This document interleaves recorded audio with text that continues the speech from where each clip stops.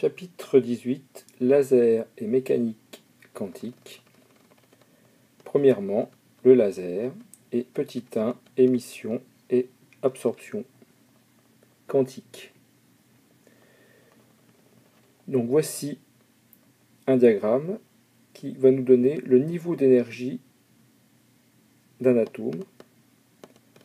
Ici, le niveau d'énergie quantique d'un atome. Ces niveaux d'énergie sont quantifiés, c'est-à-dire qu'ils ne peuvent être situés que en certains endroits et pas en d'autres, donc sur les lignes représentées ici, mais pas entre les lignes, c'est-à-dire que l'atome ne peut pas être à un niveau compris entre les lignes, mais il ne peut être à un niveau que sur une ligne. Et ces niveaux d'énergie dépendent du type d'atome.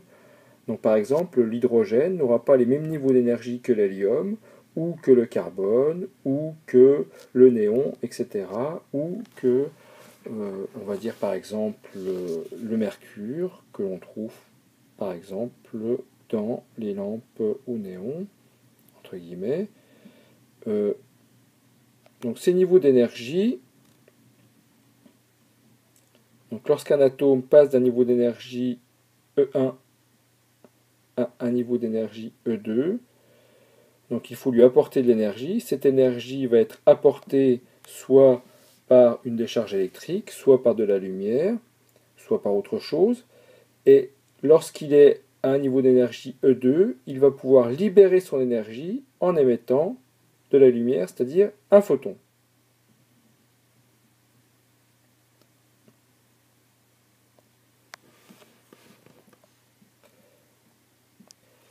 L'énergie ainsi obtenue peut être calculée par la formule ci-contre, E égale H fois nu.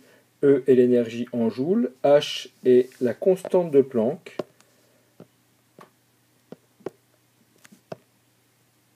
Planck, alors avec une majuscule ce sera mieux.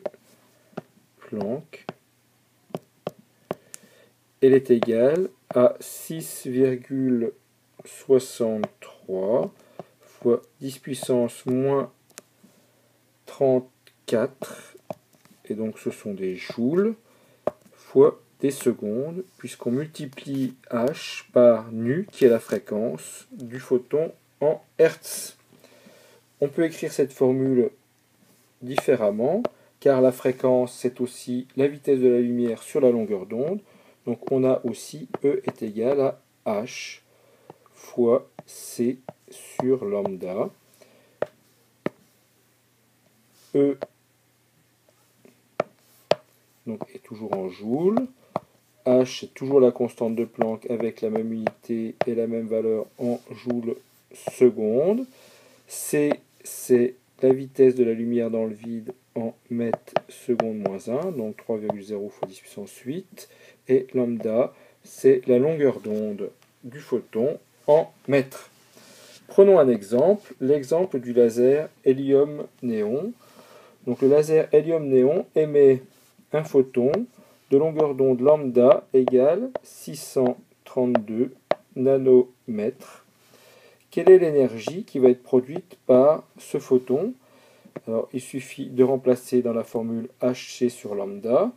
Donc, on a 6,63 fois 10 puissance moins 34 fois 3,00 fois 10 puissance 8. Donc, vous noterez qu'à chaque fois, je mets 3 chiffres significatifs. Divisé par 632 fois 10 puissance moins 9, puisqu'un nanomètre, c'est 10 puissance moins 9 mètres. On trouve E est égal à 3,14 fois 10 puissance moins 19 joules. Le joule n'est pas très bien adapté pour ce genre de mesure, puisqu'on voit qu'on a une valeur très petite. Donc on peut passer en électronvolts, et pour passer en électronvolts, il suffit de diviser par donc, cette valeur par 1,6. Alors on va mettre 1,60 puisque c'est la valeur avec 3 chiffres significatifs, fois 10 puissance moins 19. Et on obtient E est égal à 1,97 électronvolts.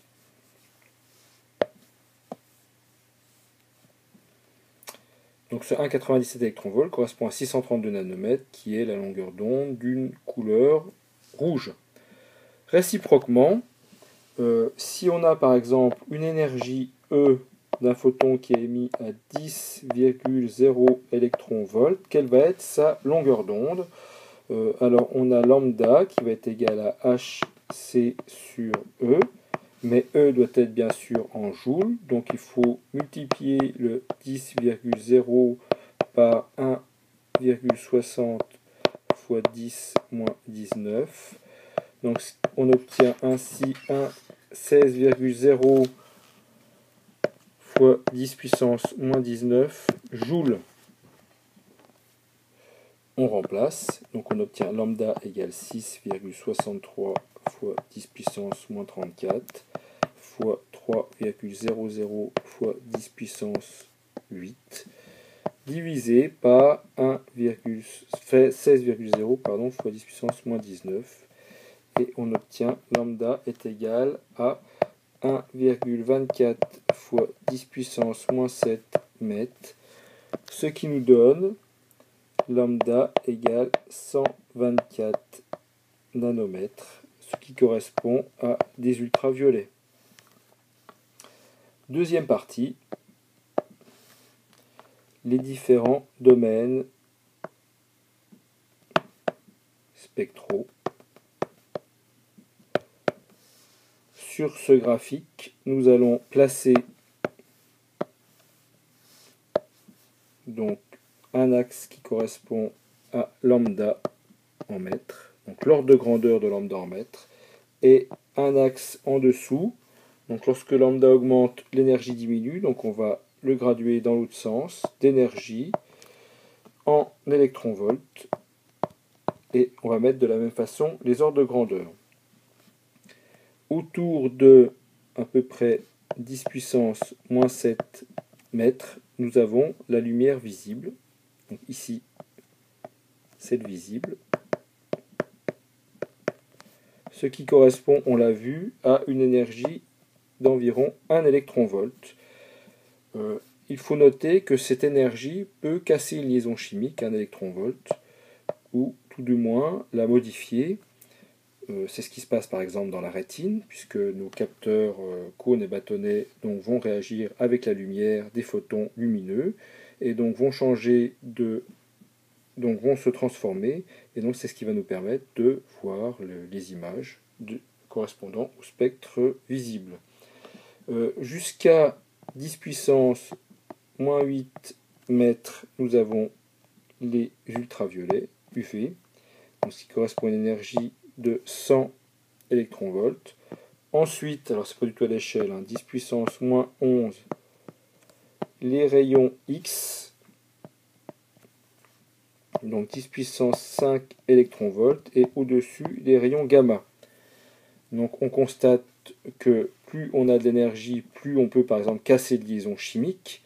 Donc par exemple les rayons gamma, donc quand ils rentrent dans le corps, ils vont casser un très grand nombre de liaisons chimiques, ce qui est bien sûr dangereux pour le corps humain, puisque ça peut casser des molécules d'ADN, induire des cancers, ou même brûler de façon irréversible le corps humain.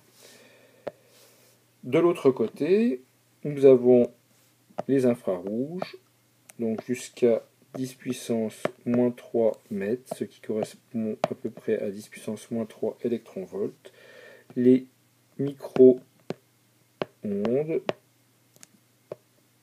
jusqu'à 1 mètre, ce qui correspond à 10-6 électronvolts, et après les ondes radio.